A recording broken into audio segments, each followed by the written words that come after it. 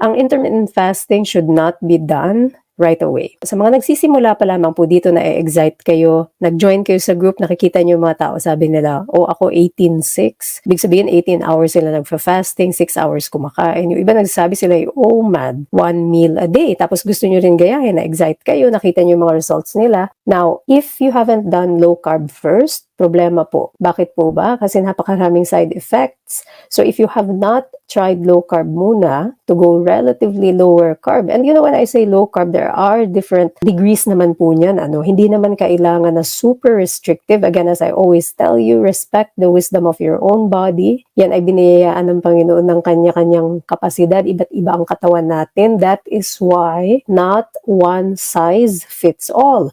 And so may iba't ibang degrees ng paglo-low carb. Merong ketogenic, which is less than 20 grams per day. May moderate low carb, 20 to 50 grams, and merong liberal, more than 50, so 50 to 100. Kung kayo po ay coming from a really high net carb na uri ng pagkain, then maybe it will be better for you to start from liberal. Dahan-dahanin. Liberal muna, and then go down to moderate, then go to keto. Yung iba po kasi masyadong na-excite, yan, inuuna agad yung fasting without even doing low carb. Talaga pong aanihin ninyo yung side effects.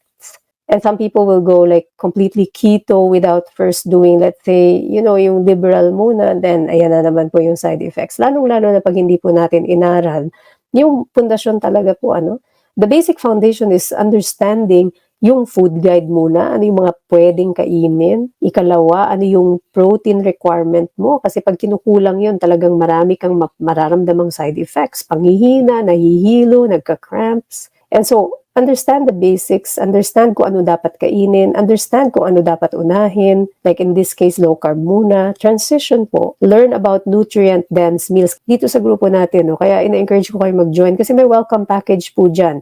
If you really take the time po, just take the time. It's only going to take probably like 15 minutes of your time to just use yung mga resources na binibigay natin, Pag nag-join kayo dyan sa group, you will get a welcome package. Ito po yung welcome package. Napakarami niyang resources na yan kung paano mag-calculate ng tamang pagkain, and then all the basic things that you need, nandoon po yun. That will save you from a lot of side effects. So, I encourage you po sa mga talagang bagong-bago lang dito, you're encountering this platform for the first time, dito pinag-uusapan natin holistic healing.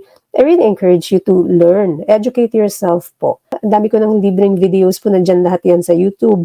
And in the weekly thread, ayan po, ipopost nyo po dyan yung mga questions ninyo. And when you do that, nandoon po yung mga link sa mga videos.